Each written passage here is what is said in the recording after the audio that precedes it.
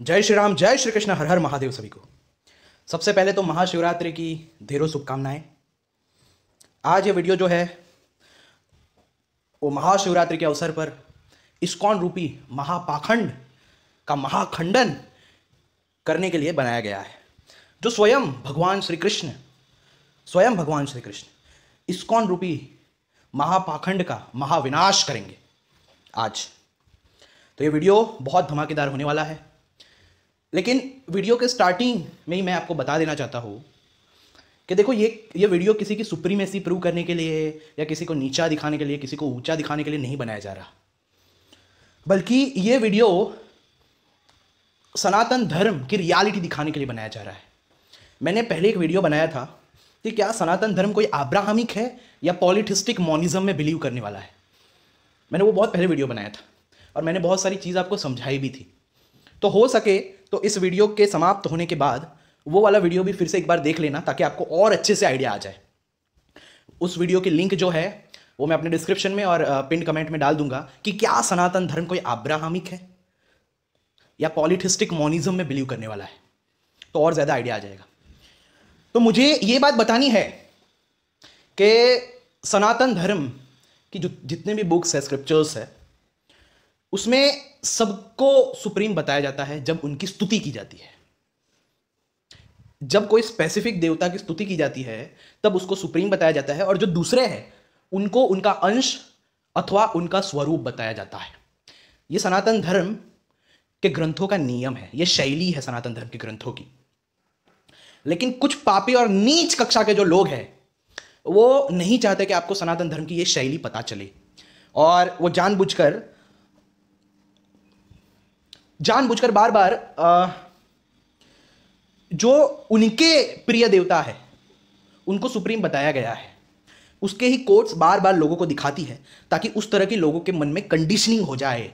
जैसे बाइबल कुरान वाले बार बार जीसस की सुप्रीमेसी वाले ही सब दिखाते हैं और बोलते हैं बाइबल के अलावा कुछ और मत पढ़ना, क्योंकि उन्हें पता है ब्रॉड माइंडेड हो जाएगा तो हमारी कंडीशनिंग चली जाएगी। कुरान वाले भी बोलते हैं कुरान के अलावा और कुछ मत पढ़ना। हाँ, बार बार अल्लाह के बारे में ऐसा लिखा होता है कि जिससे उसकी कंडीशनिंग ऐसी हो जाए कि वो अल्लाह की सुप्रीमेसी के अलावा किसी और की सुप्रीमेसी के बारे में सुनना भी नहीं चाहता, देखना भी नहीं चाहता, और अगर सुनता है, देखता है, तो उसके मन में विरोध क्रिएट होता है कि मैं इसका नाश करूंगा, इसने मेरे अल्लाह के अलावा किसी को सुप्रीम बताया। तो ऐसी ही कंडीशनिंग एक बहुत बड़ी साजिश अब्राहमिक मिशनरी सनातन धर्म में भी करना चाहते हैं, कृष्ण के नाम पे। इसलिए इस्कॉन बार बार सिर्फ वो वाली बातें बताता है जिसमें कृष्ण को सुप्रीम बताया हो, या क्या कह रहा था मैं, एक तरह से मतलब कंडीशनिंग करना चाहते हैं। और क्योंकि लोगों को सनातन धर्म की पहचान नहीं है, उन्हें ये नहीं पता है कि हर एक देवता को सुप्रीम बताया गया है जहाँ जहाँ उनकी स्तुति की गई है, तो ऐसे लोग जो है वो फंस जाते हैं। ऐसे लोग समझ नहीं पाते, क्योंकि वैसे भी इतनी अज्ञानता भर दी गई है, सनातन धर्म से विमुख कर दिया गया है लोगों को। तो इन सब के पीछे यही षड्यंत्र है। तो अब ज़्यादा मैं लेक्चर नहीं दूंगा, मुझे बस ये बताना है कि ये किसी की सुप्रीमेसी या नीचा नहीं दिखाया गया, और आपका माइंड ब्रॉड हो जाए इसके लिए मैं बता रहा हूँ। और जैसे वेदों में जब इंद्र की स्तुति की जाती है तो इंद्र को सुप्रीम बताया जाता है, अग्नि की स्तुति की जाती है तो अग्नि को, वायु तो वायु, सूर्य तो सूर्य। वैसे ही हमारे ग्रंथों की ये शैली है। इसीलिए हमारे ग्रंथ जो है या सनातन धर्म जो है वो कोई अब्राहमिक नहीं है, वो पॉलिथिस्टिक मॉनिज्म है। यानी पॉलिथिज्म में मॉनिज्म को देखना कि जब उस देवता की बात की जाती है तो दूसरों को उसी का स्वरूप बताया जाता है, ये पूरे वर्ल्ड को उसी का स्वरूप बताया जाता है। वो मैं नीचे लिंक जो मैं डालूंगा उसमें आप देख लेना, तो ज़्यादा अच्छे से समझ आएगा। वो पंचदेव अथर्वशीर्ष है। तो ये महाभारत का जो ये 6ठा खंड है उसका अनुशासन पर्व है वो हम देखेंगे, जहां पे स्वयं भगवान श्री कृष्ण शिव जी के बारे में वर्णन करते हैं।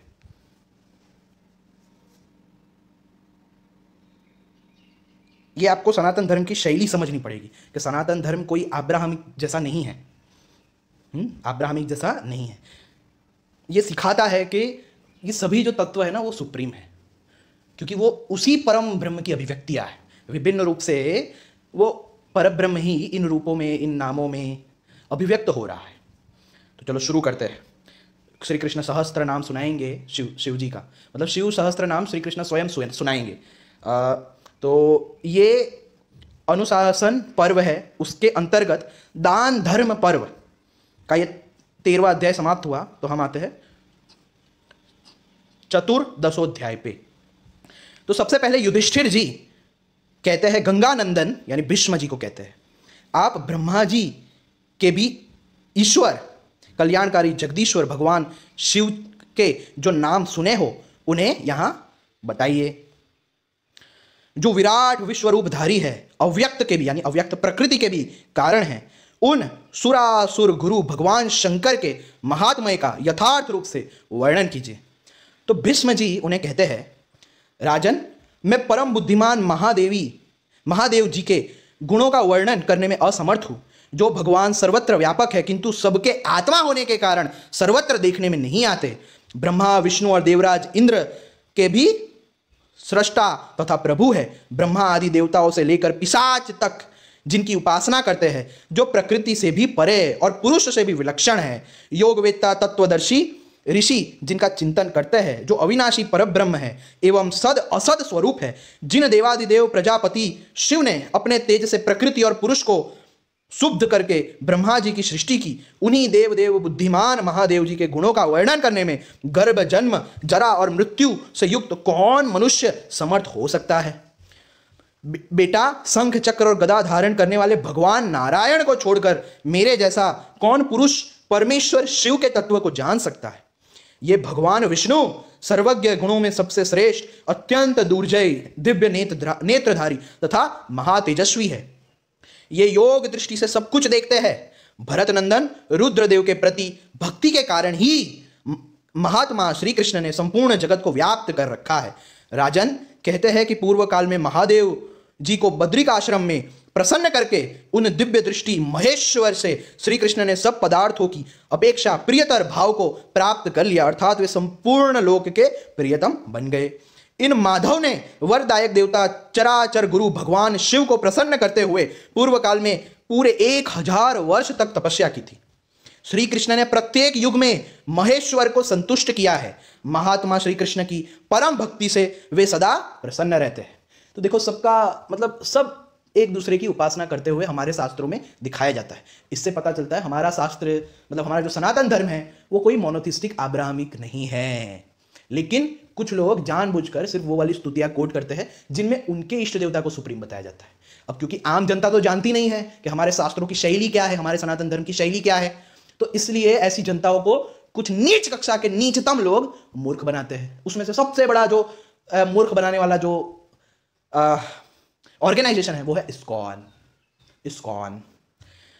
तो हमारे शास्त्रों में सबको सुप्रीम बताया गया है, सबकी अलग अलग विभिन्न गीताएं हैं, सबकी अलग अलग पुराणे हैं, और ऐसा नहीं है कि सिर्फ उनकी पुराणों में उनको सर्वश्रेष्ठ बताया गया हो। सारी पुराणों में सबको बताया गया है। जैसे श्रीमद् भागवतम में भी बहुत जगह शिव जी की स्तुतियां है, फिर शैवों की पुराणों में भी बहुत जगह विष्णु जी की स्तुतियां है, देवी की स्तुतियां है। तो सबको उस टाइम पे सुप्रीम जब जहां जहां जाते हैं स्तुति करके उनको बताते हैं। तो इससे ही हमें पता चलता है कि हमारा जो सनातन धर्म है वो सदा से स्मार्ट ही रहा है, वो सदा से पॉलिटिस्टिक ही रहा है। जगत के कारणभूत परमात्मा शिव का ऐश्वर्य जैसा है उसे पुत्र के लिए तपस्या करते हुए इन अच्युत श्री हरि ने प्रत्यक्ष देखा है। भारत, उसी ऐश्वर्य के कारण मैं परात्पर श्री कृष्ण के सिवा किसी दूसरे को ऐसा नहीं देखता जो देवाधिदेव महादेव जी के नामों की पूर्ण रूप से व्याख्या कर सके। नरेश्वर, ये महाबाहु श्री कृष्ण ही सनातन महेश्वर के गुणों तथा उनके यथार्थ ऐश्वर्य का पूर्णतः वर्णन करने में समर्थ है। तो ये बात भीष्म जी ने युधिष्ठिर जी से कही। अब यहां पे थोड़ी दूसरी स्टोरी यहां पे है।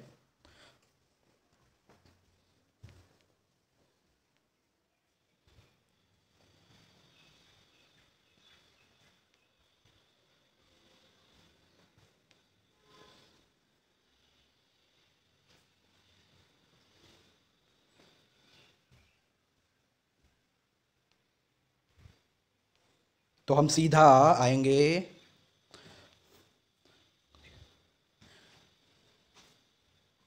श्री कृष्ण देवता जिनकी महिमा गान करते हैं, उन योगेश्वर शिव को आप भली भांति जानते हैं, इसमें संशय नहीं है। याज्ञवल्क नाम के विख्यात परम धर्मात्मा ऋषि ने महादेव जी की आराधना करके अनुपम यश प्राप्त किया।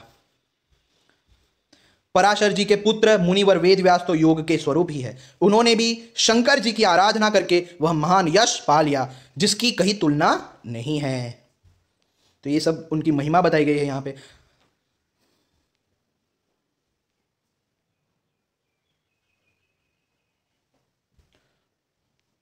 अब देखो, पॉलीथिज्म भी है, साथ में मोनिज्म भी है, कि जिस देवता के बारे में वहां पे बात की जाती है, समस्त अस्तित्व को फिर उसी का स्वरूप बताया जाता है। यही शैली है हमारे सनातन धर्म की। इसलिए हमारा सनातन धर्म पॉलिथिस्टिक मोनिज्म है। देवर्षि नारद ने भी पहले भक्ति भाव से भगवान शंकर की आराधना की थी। अब हम आते हैं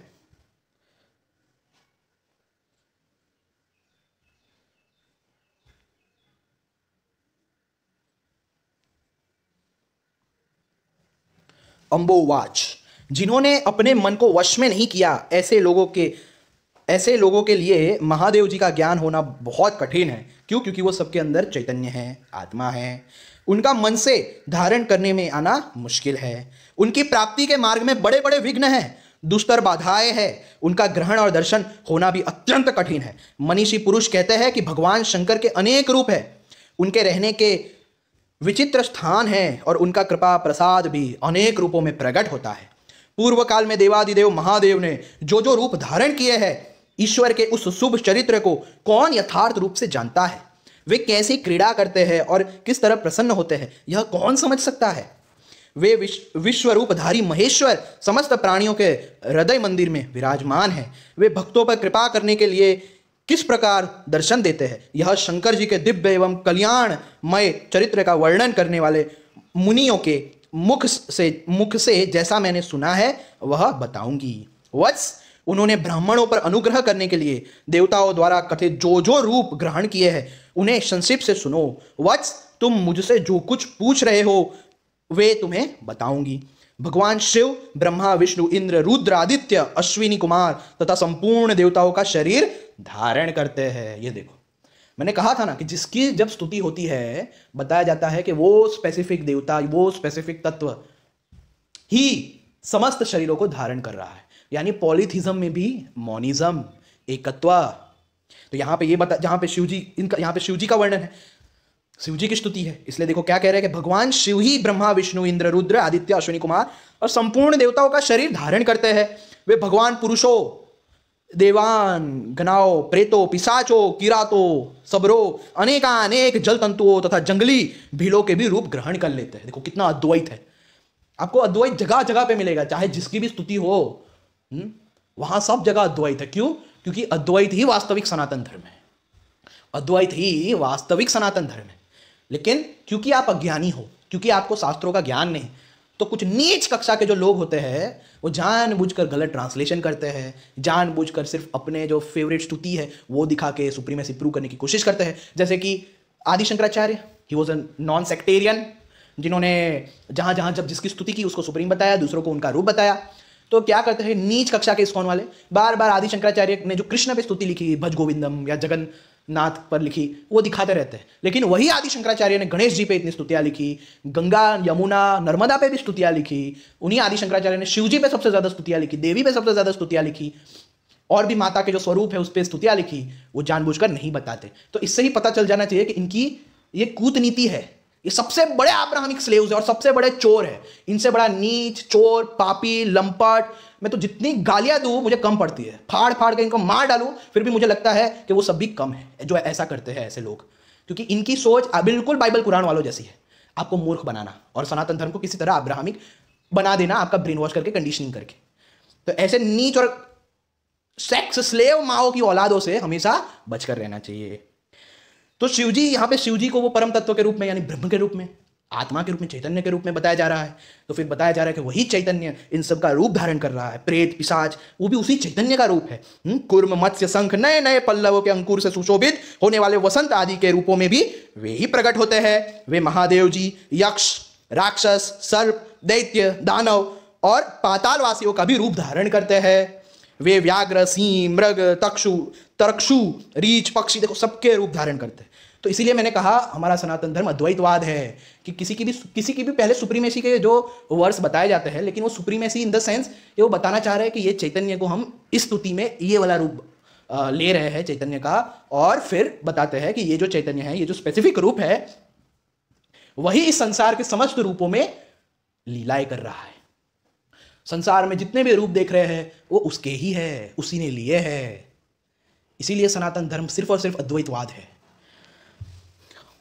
तो ये सबके रूप वही धारण करते हैं। वे बकरे और शार्दूल के रूप में भी उपलब्ध होते हैं, नाना प्रकार के मृगों वन्य पशुओं के रूप भी धारण करते हैं, तथा भगवान शिव दिव्य पक्षियों के रूप धारण करते हैं, कर लेते हैं। तो ये देखो यहाँ पे बताया गया, बहुत से मुखों वाले हैं, कभी 3 नेत्र धारण करते हैं, कभी बहुत से मस्तक बना लेते हैं। तो ये सारे रूप उनके हैं। तो ये देखो अद्वैत आ गया ना। अद्वैत से कैसे बच पाएंगे कोई? उनके पास अनेक प्रकार के शब्दों का घोष होता रहता है। वे अनेक प्रकार की स्तुतियों से सम्मानित होते हैं, समस्त प्राणियों का संहार करते हैं, स्वयं सर्वस्वरूप है तथा सबके अंतरात्मा रूप से संपूर्ण लोकों में प्रतिष्ठित है। वे संपूर्ण जगत के अंतरात्मा, सर्वव्यापी और सर्ववादी है। उन भगवान शिव को सर्वत्र और संपूर्ण देहधारियों के हृदय में विराजमान जानना चाहिए। जो जिस मनोरथ को चाहता है और जिस उद्देश्य से उसके द्वारा भगवान की अर्चना की जाती है, देवेश्वर भगवान शिव वह सब जानते हैं। इसलिए यदि तुम कोई वस्तु चाहते हो तो उनकी शरण लो। वे कभी आनंदित रहकर आनंद देते हैं, कभी कुपित होकर कोप प्रकट करते हैं और कभी हुंकार करते हैं। अपने हाथों में चक्र, शूल, गदा, मूसल, खड़ग और पत्ती धारण करते हैं। वे धरणीधर शेषनाग रूप है। वे नाग की मेखला धारण करते हैं, नागमय कुंडल से कुंडलधारी होते हैं। नागों का ही यज्ञोपवीत धारण करते हैं तथा नाग चर्म का ही उत्तरीय लिए रहते हैं। वे जप करते हैं और वे ही जपे जाते हैं, तप करते हैं और तपे जाते हैं। वे दान देते हैं और दान लेते हैं तथा योग और ध्यान करते हैं। वो अकेले ही सब कुछ कर रहे हैं। क्यों? क्योंकि वो सबका स्वरूप है। वे रूप रहित है, उनका स्वरूप ही सबका आदि कारण है। वे रूप से अतीत है। सबसे पहले जिसकी सृष्टि हुई जल उन्हीं का रूप है। इन अजन्मा महादेव जी का स्वरूप आदि अंत से रहित है। उसे कौन ठीक ठीक जान सकता है?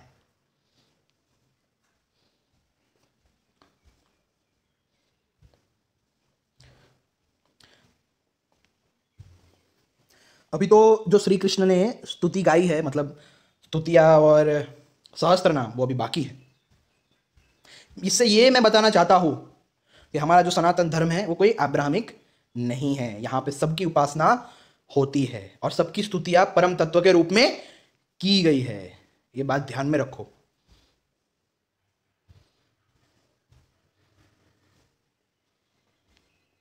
तो ये बात हमेशा ध्यान में रखनी चाहिए हमें कि हमारा सनातन धर्म कोई मोनोथिस्टिक और अब्राहमिक नहीं है। और ये स्वयं महाभारत है। ये कोई पुराण भी नहीं है कि कोई बोले कि भाई पुराण है, ये कोई वो होगी, पुराण है, ये है, वो है। ये स्वयं महाभारत है जिसका अनुशासन पर्व है ये।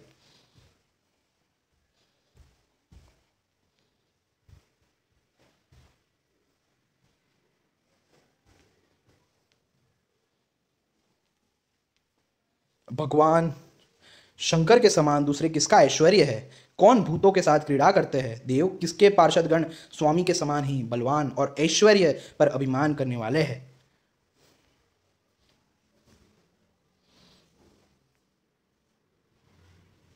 महादेव जी का परम पद स्थूल सूक्ष्म उपमा रहित,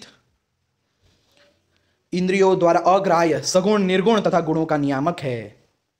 इंद्र जो संपूर्ण विश्व के अधीश्वर, प्रकृति के भी नियामक, लोक तथा संपूर्ण लोक के संहार के भी कारण है। भूत, वर्तमान और भविष्य तीनों काल जिनके ही स्वरूप है, जो सबके उत्पादक एवं कारण है। क्षर अक्षर अव्यक्त, विद्या अविद्या, कृत अकृत तथा धर्म और अधर्म जिनसे ही प्रकट हुए हैं, उन महादेव जी को ही मैं सबका परम कारण बताता हूँ। देवेंद्र सृष्टि और संहार के कारणभूत देवादिदेव भगवान रुद्र ने जो भाग चिन्हित लिंग मूर्ति धारण की है, उसे आप यहां प्रत्यक्ष देख ले। यह उनके कारण स्वरूप का परिचायक है।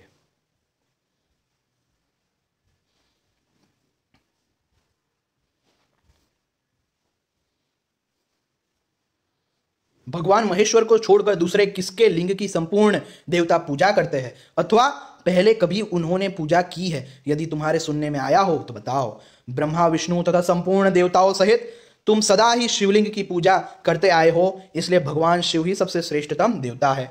अब यहाँ पे मोनोथिज्म दिखाने के लिए नहीं ये कहा गया है। ये जब भी जिसकी स्तुति की जाती है उसको ऐसा बोला जाता है कि ये सबसे श्रेष्ठ है, ये सबसे श्रेष्ठ है।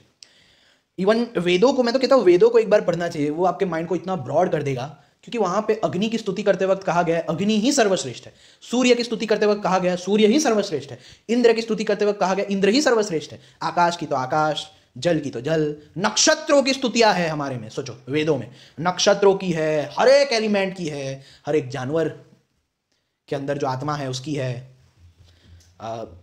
पेड़ों की है, ये सब स्तुतियां है। क्यों? ये दिखाने के लिए कि हम कोई अब्राहमिक नहीं है, हम कोई चाइल्डिश सड़क छाप नहीं है कि जो किसी चाइल्डिश बिलीफ में मानते हो कि भगवान से कोई ऊपर बैठा हुआ व्यक्ति है। नहीं, हमने ये रियलाइज किया है, हमारे सनातन धर्म की खासियत ही ये है कि हम भगवान को, क्रिएटर को क्रिएशन से अलग नहीं मानते।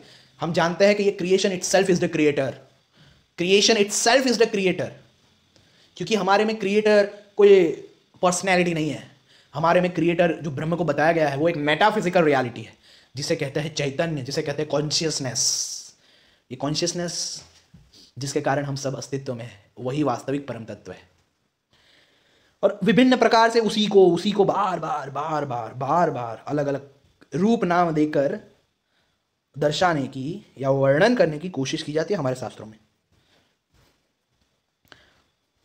ये देखो, देवी पार्वती के कारण स्वरूप भाव से संसार की समस्त स्त्रियां उत्पन्न हुई है, इसलिए भग के चिन्ह से अंकित है। और भगवान शिव से उत्पन्न होने के कारण सभी पुरुष लिंग के चिन्ह से चिन्हित है, यह सबको प्रत्यक्ष है। ऐसी दशा में जो शिव और पार्वती के अतिरिक्त अन्य किसी को कारण बताता है जिससे कि प्रजा चिन्हित नहीं है, वह अन्य कारणवादी दुर्बुद्धि पुरुष चराचर प्राणियों सहित तीनों लोकों से बाहर कर देने योग्य है। जितना भी पुल्लिंग है, यानी जितने भी मेल्स हैं, मेल्स पुरुष, वह सब शिव स्वरूप है।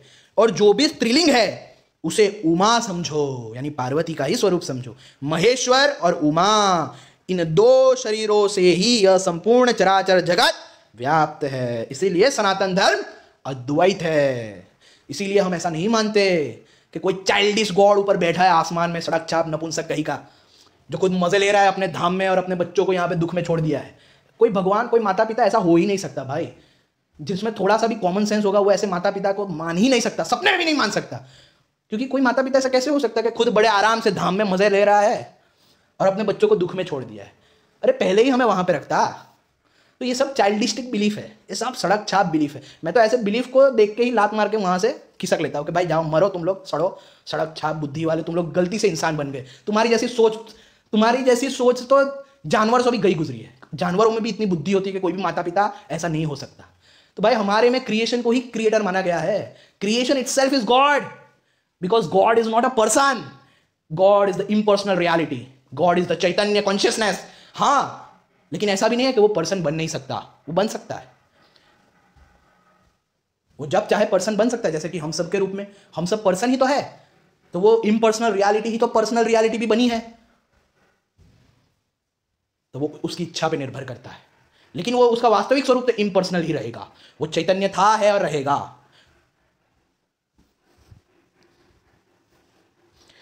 सूर्य, चंद्रमा और अग्नि जिनके नेत्र है, जो त्रिभुवन के सार तत्व, अपार ईश्वर, सबके आदि कारण तथा अजर अमर है, उन रुद्रदेव को प्रसन्न किए बिना इस संसार में कौन पुरुष शांति पा सकता है। This creation itself is God. और क्योंकि लोग नहीं समझ पाते, क्योंकि उनकी धारणा ऐसी है, उनकी धारणा ही ऐसी बन गई है कि उन्हें यही नहीं पता कि सनातन धर्म में गॉड की परिभाषा क्या है। उपनिषदों में उसको एक मेटाफिजिकल रियलिटी के रूप में हर जगह डिफाइन किया गया है, हर जगह उपनिषदों में और पुराणों में भी। लेकिन उनको तो बस चाइल्डिश बिलीफ में रहना है, इसलिए फिर वो हंसते हैं कि हम सब भगवान हैं तो ये करके दिखाओ, वो कर। उन्हें यही नहीं समझ में आता कि हम भगवान मान किसे रहे हैं। हम चैतन्य को भगवान मान रहे हैं। ये जो हमारा जो सत्य चित आनंद, ये सत्य है, एग्जिस्टेंस है, कॉन्शियसनेस है, ब्लिस है, वही भगवान है। कोई सगुण साकार भगवान जो अब वो कॉन्शियसनेस क्रिएट बन जाता है भक्तों की इच्छा पूर्ति के लिए, वो भी चैतन्य के बिना एग्जिस्ट नहीं कर सकता। कॉन्शियसनेस के बिना उसका भी अस्तित्व नहीं हो सकता। इसलिए consciousness is the real God. या चाहे तो आज मान लो या अनंत जन्मों बाद मानना, लेकिन ये मानना पड़ेगा कि consciousness alone is the real God.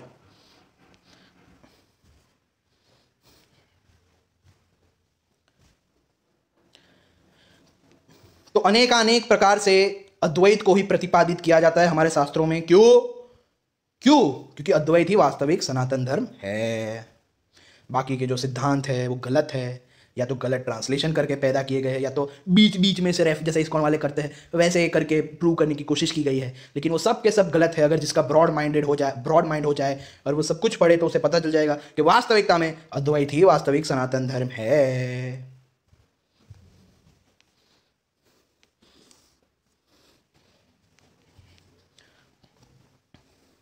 ये वीडियो थोड़ा लंबा होगा लेकिन बहुत सीख मिलेगी आपको।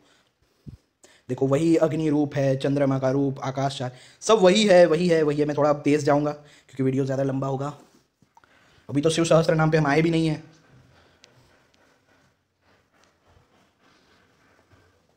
पर्वतों में आप मेरु है, आप ही हमारी गति है, श्रेष्ठ है, आप सबके ईश्वर है। ये स्तुति कर रहे हैं भगवान शिव जी की, श्री कृष्ण। आप समस्त प्राणियों में आत्मा और सांख्य शास्त्रों में पुरुष कहलाते हैं। आप पवित्रों में ऋषभ तथा योगियों में निष्कल शिव रूप है।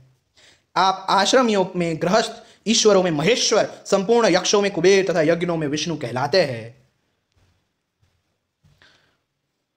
आप ही संपूर्ण लोक के आदि, आप ही संहार करने वाले काल है। संसार में और भी जो जो वस्तुएं हैं सर्वथा तेज में बड़ी चढ़ी है, वे सभी आप भगवान ही हैं। यानी जो भी कुछ है संसार में वो सब आप ही है। यह मेरी निश्चित धारणा है।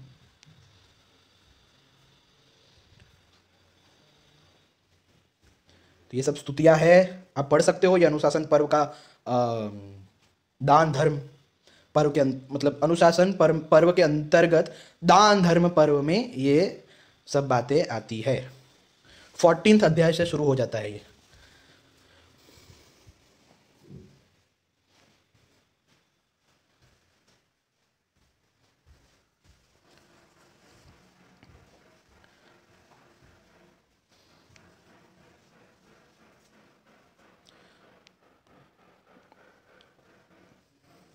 वे ही महातेजस्वी, यही देव महादेव चराचर जगत की सृष्टि करके कल्पांत में सबके स्मृति शक्ति को मिटाकर स्वयं ही स्थित रहते हैं। वे सर्वत्र गमन करने वाले संपूर्ण प्राणियों के आत्मा तथा समस्त भूतों के जन्म और वृद्धि के हेतु है। ये सर्वव्यापी परमेश्वर सदा संपूर्ण देवताओं से अदृश्य रहते हैं। क्यों? क्योंकि वो निराकार है, सबके अंदर चैतन्य रूप से है। वो दृष्टा है, दृष्टि का विषय नहीं हो सकता। वो श्रोता है, श्रवण का विषय नहीं हो सकता। वो मनन करने वाला है, यानी मनता है, मनन का विषय नहीं हो सकता, क्योंकि वो सबका आयमनेस है, सबके अंदर आयमनेस के रूप में स्थित है। तो ये सब बातें वासुदेव वाच। श्री कृष्ण कहते हैं, राजन, उनकी यह बात सुनकर मानो मुझे भगवान शिव का प्रत्यक्ष दर्शन हो गया, ऐसा प्रतीत हुआ। फिर बड़े विस्मय में पढ़कर मैंने उन महामुनि से पूछा, विप्रवर, आप धन्य हैं, आपसे बढ़कर पुण्यात्मा पुरुष दूसरा कौन है, क्योंकि आपके इस आश्रम में साक्षात देवाधिदेव महादेव निवास करते हैं। मुनि श्रेष्ठ, क्या कल्याणकारी भगवान शिव मुझे भी इसी प्रकार दर्शन देंगे, मुझ पर भी कृपा करेंगे? ये श्री कृष्ण स्वयं बोल रहे हैं। पुरुषोत्तम, मैं दिव्य दृष्टि से देख रहा हूं, आप आज से 6ठे महीने में अमित पराक्रमी महादेव जी का दर्शन करेंगे। यदुश्रेष्ठ, पत्नी सहित महादेव जी के आप 16 और 8 वर प्राप्त करेंगे, यह मैं आपसे सच्ची बात कहता हूं। फिर श्री कृष्ण बोले, तब मैंने उनसे कहा, ब्रह्मन महामुने, मैं आपके कृपा प्रसाद से दैत्य दलों का दलन करने वाले देवेश्वर महादेव जी का दर्शन अवश्य करूंगा। अब मैं थोड़ा फास्ट जाऊंगा क्योंकि बहुत लंबा हो गया है।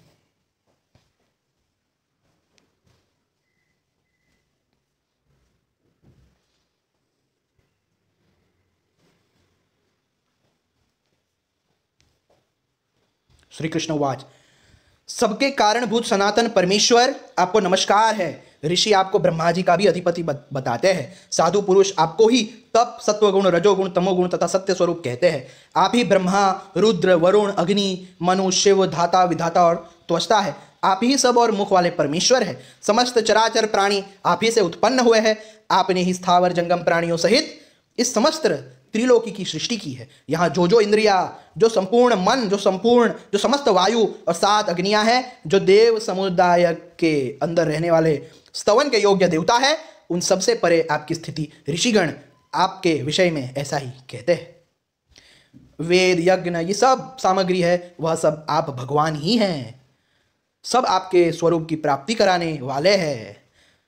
आपके सब कुछ, ये जो क्रोध है, ये सब आपके ही शरीर है, ये भी आपके ही स्वरूप है। अव्यक्त पावन अचिंत्य हिरण्यमय सूर्य स्वरूप आप ही समस्त गुणों के आदि कारण तथा जीवन के आश्रय है।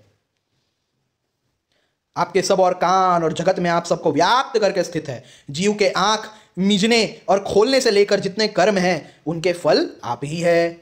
आप अविनाशी परमेश्वर ही सूर्य की प्रभा और अग्नि की ज्वाला है। आप ही सबके हृदय में आत्मा रूप से निवास करते हैं। अणिमा महिमा और प्राप्ति आदि सिद्धियां तथा ज्योति भी आप ही है। आप में बोध और मन की शक्ति विद्यमान है। जो लोग आपकी शरण में आकर सर्वथा आपके आश्रित रहते हैं, ध्यान परायण, नित्य योग युक्त, सत्य संकल्प तथा जितेंद्रिय होते हैं, जो आपको अपनी हृदय गुहा में स्थित आत्मा, प्रभु, पुराण पुरुष, मूर्तिमान परब्रह्म, हिरण्यमय पुरुष और बुद्धिमानों की परम गति रूप में निश्चित भाव से जानता है, वही बुद्धिमान लौकिक बुद्धि का उल्लंघन करके परमात्मा भाव में प्रतिष्ठित होता है। ये देखो, परमात्मा भाव।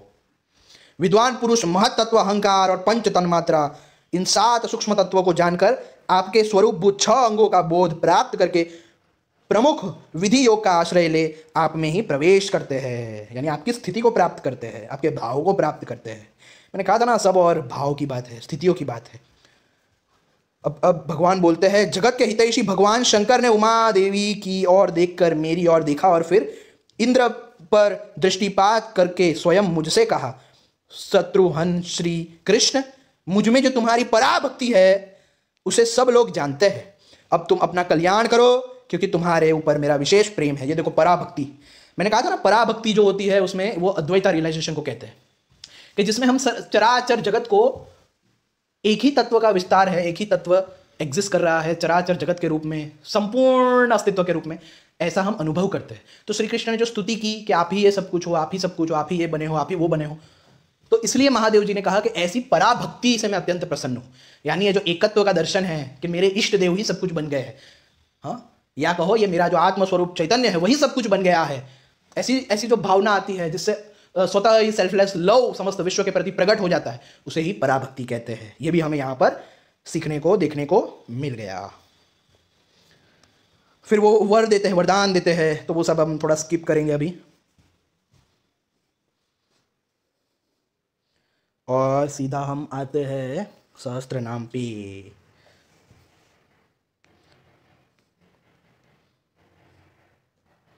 ओमकार पर आरूढ़, ये देखो, वो भी यही है, यही है। देखो, सब जगह आपको अद्वैतवाद ही मिलेगा कि ये भी ये है, वो भी ये है। इसीलिए अद्वैतवाद ही वास्तविक सनातन धर्म है। आप लोग मत उलझो इन लोगों से जो झूठी झूठी कहानियां बनाते हैं कि इसने इसको हरा दिया, ये सब झूठी कहानियां हैं। आप शास्त्रों को पढ़ो, शास्त्रों के ऋषि हर जगह अद्वैतवाद का प्रतिपादन करते हैं। ये लोग बस आपको उलझाने के लिए कलयुग के चेले हैं, कलयुग के। ये सब कलयुग की साजिश है कि आपको अद्वैत रियलाइजेशन प्राप्त ना हो और आप मुक्त ना हो पाओ, आपको मोक्ष ना मिल पाए। इसी कारण कलयुग ने ऐसे नीच कक्षा के लोगों को, अब्राहमिक स्लेव्स को उत्पन्न किया, भेजा स्पेशली। बाकी आप शास्त्रों को पढ़ो, हर जगह आपको अद्वैतवाद मिलेगा, हर जगह आपको पॉलीथिस्टिक मोनिज्म मिलेगा।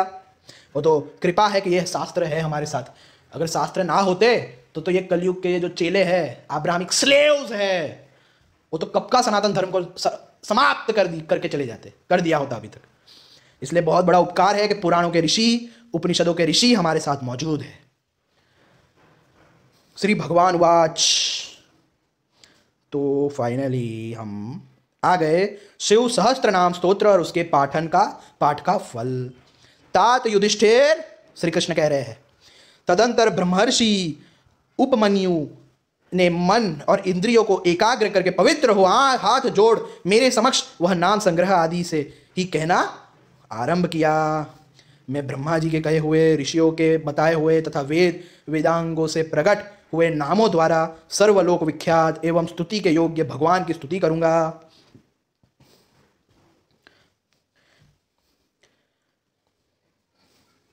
शिव भक्त होने के कारण ही मैं यह सनातन वेद स्वरूप स्तोत्र आपको सुना रहा हूं। महादेव जी के संपूर्ण नाम समूह का पूर्ण रूप से विस्तार पूर्वक वर्णन तो कोई कर ही नहीं सकता। कोई व्यक्ति योग युक्त होने पर भी भगवान शिव की विभूतियों का सैकड़ों वर्षों में भी वर्णन नहीं कर सकता। माधव, जिनकी आदि मध्य और अंत का पता देवता भी नहीं पाते, उनके गुणों का पूर्ण रूप से वर्णन कौन कर सकता है? परंतु मैं अपनी शक्ति के अनुसार उन बुद्धिमान महादेव जी की ही कृपा से संक्षिप्त अर्थ, पद और अक्षरों से युक्त उनके चरित्र एवं स्तोत्र का वर्णन करूंगा। उनकी आज्ञा प्राप्त किए बिना उन महेश्वर की स्तुति नहीं की जा सकती।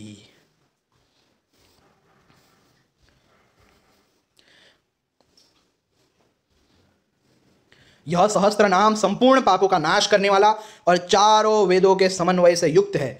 मन को वश में करके प्रयत्न पूर्वक इसका ज्ञान प्राप्त करे और सदा अपने मन में इसको धारण करे। यह मंगलजनक, पुष्टिकारक, राक्षसों का विनाशक तथा परम पावन है। जो भक्त हो, श्रद्धालु और आस्तिक हो, उसी को इसका उपदेश देना चाहिए। अश्रद्धालु, नास्तिक और अजित आत्मा पुरुष को इसका उपदेश नहीं देना चाहिए। तो जो भी इस्कॉन वाले सुन रहे हैं वो चले जाओ।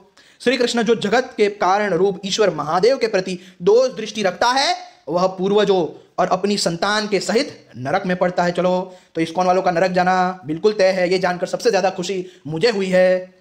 यह सहस्त्र नाम स्तोत्र ध्यान है, यह योग है, यह सर्वोत्तम ध्येय है, यह जपनीय मंत्र है, यह ज्ञान है और यह उत्तम रहस्य है। जिनको अंतकाल में भी जान लेने पर मनुष्य परम गति को पा लेता है, वह यह सहस्त्र नाम स्तोत्र परम पवित्र, मंगलकारक, बुद्धिवर्धक, कल्याणमय तथा उत्तम है। संपूर्ण लोकों के पितामह ब्रह्मा जी ने पूर्व काल में इस स्तोत्र का आविष्कार करके इसे समस्त दिव्या स्तोत्रों के राजा के पद पर प्रतिष्ठित किया था।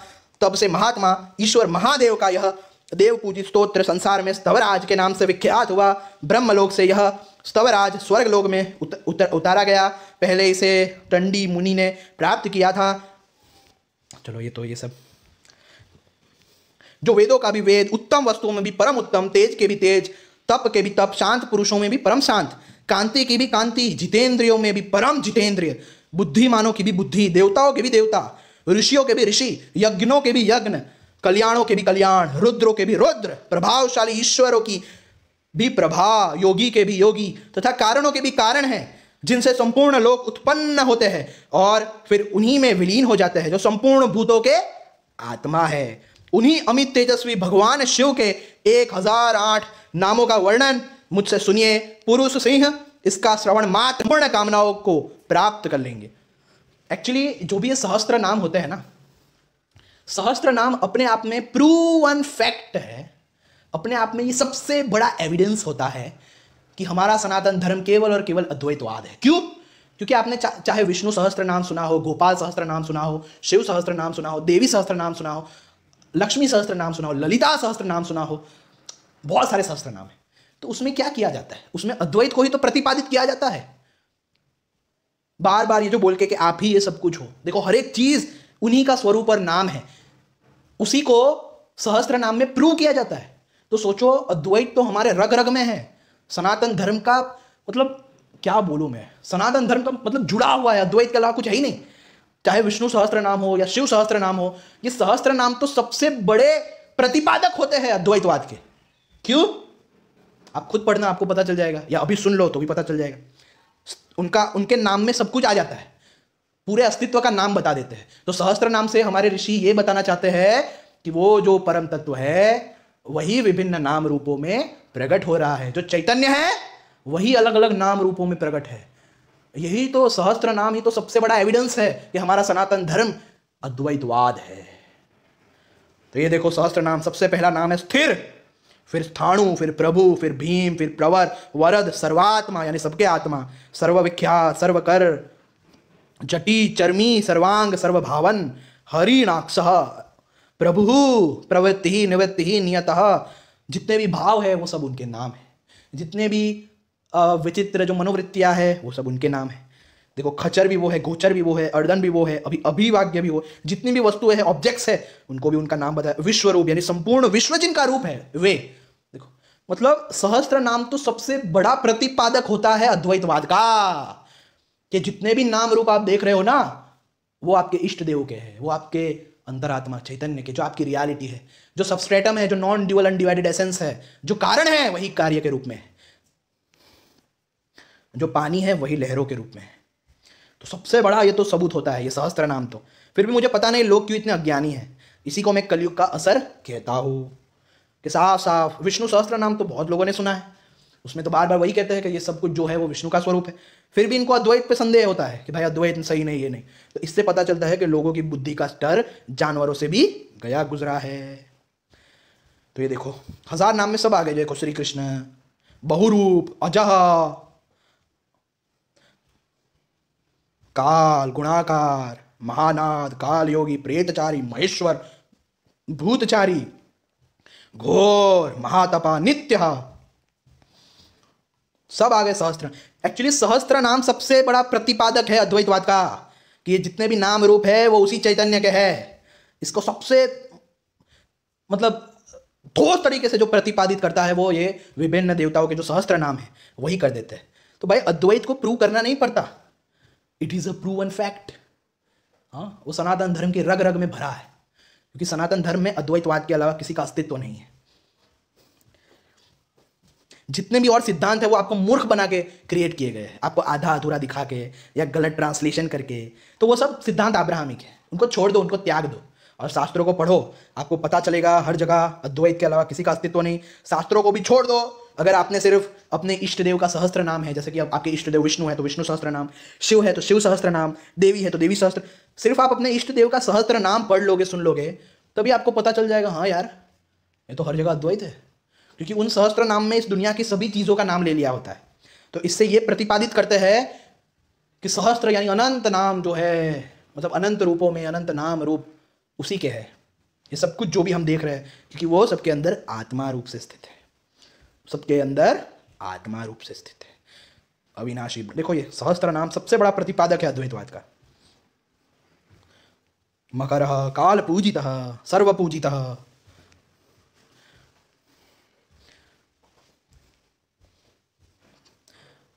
भक्तों के सब कुछ सहन करने की शक्ति देने वाले भक्तों को सहस्त्र नाम। यहां पे समाप्त हुआ। जो सदा योग युक्त एवं पवित्र भाव से रहने वाला भक्त इन पुष्टिवर्धक नामों द्वारा भगवान शिव की स्तुति करता है, वह स्वयं ही उन परमात्मा शिव को प्राप्त कर लेता है। यह उत्तम वेद तुल्य स्तोत्र पर ब्रह्म परमात्मा स्वरूप शिव को अपना लक्ष्य बनाता है। ऋषि और देवता भी उसके द्वारा उन परमात्मा शिव की स्तुति करते हैं। कोटि सहस्त्र जन्मों तक नाना प्रकार के संसारी योनियों में भटकते भटकते जब कोई जीव सर्वथा पाप रहित हो जाता है, तब उसकी भगवान शिव में भक्ति होती है।